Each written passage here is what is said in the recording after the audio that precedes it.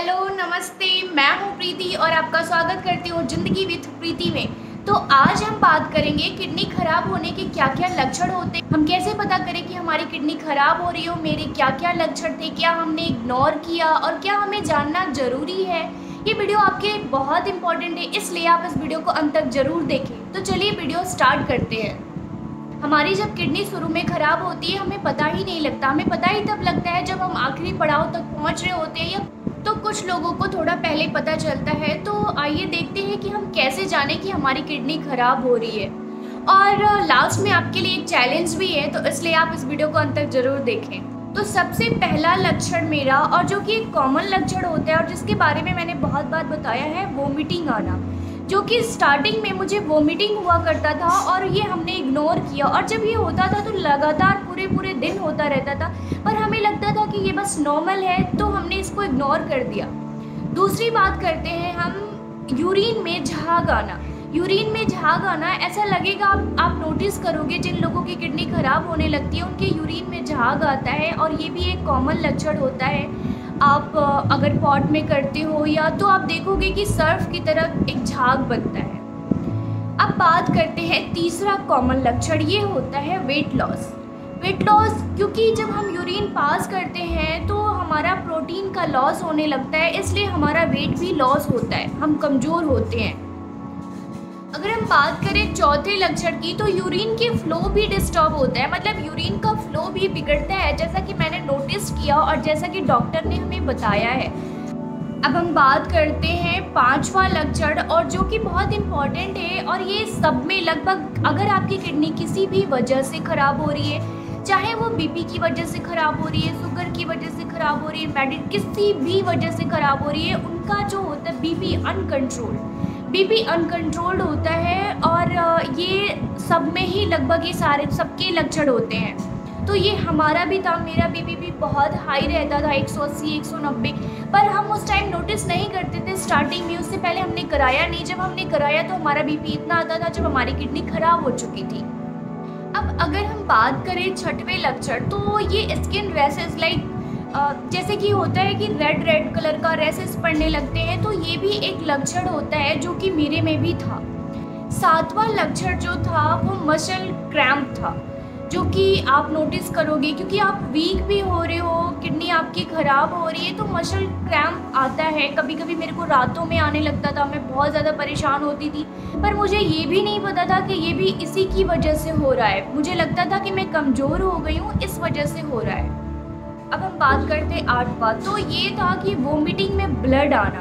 और जैसा कि मैंने पहले ही बताया कि हमारी किडनी जब स्टार्टिंग में ख़राब होती है तो हमें पता ही नहीं चलता, हमें पता ही तब चलता है जब हम बहुत आगे बढ़ जाते हैं, या कुछ लोगों को थोड़ा स्टार्टिंग में पता चल जाता है।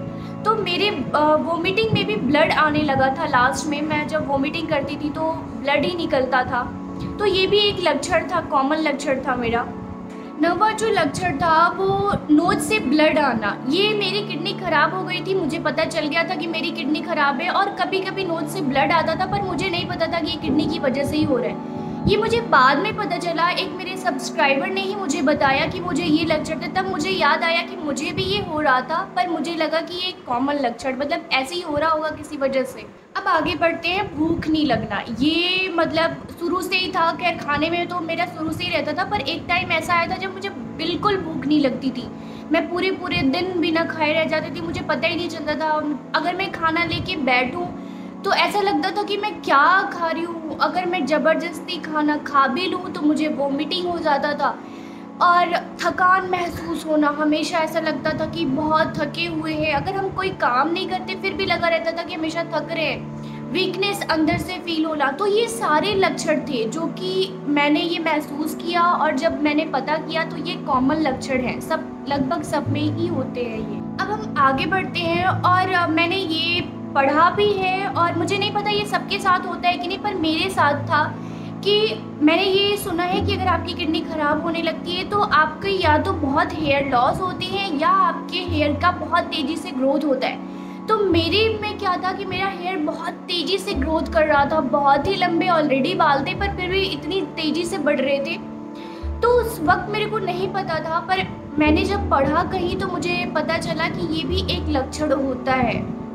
उसके बाद एक लक्षण और भी मैंने नोटिस किया कि मुंह से बदबू आना। ये भी एक कॉमन लक्षण है, पता नहीं सब में होता है कि नहीं, पर मैंने जिस हिसाब से पढ़ा है, देखा है, उसके हिसाब से ये भी एक लक्षण है। तो ये सारे लक्षण थे। तो मैं आपसे सिर्फ इतना कहना चाहती हूँ कि अगर आपको कहीं भी किसी भी तरह का कोई लगता है कि आपकी बॉडी में चेंजेस आ रहे हैं या कुछ भी है, आप बहुत क्लोजली एक एक चीज़ को देखो। अगर आपको कोई भी दिक्कत आ रही है, तुरंत डॉक्टर से कंसल्ट करो। अपने हर एक चीज़ पे ध्यान रखना हमारा ही फ़र्ज़ है। हम चीज़ों को इग्नोर कर देते हैं और वो फिर आगे बढ़ के बहुत बड़ी दिक्कत हमारे लिए हो जाती है। तो प्लीज़ आप अपना ध्यान रखें।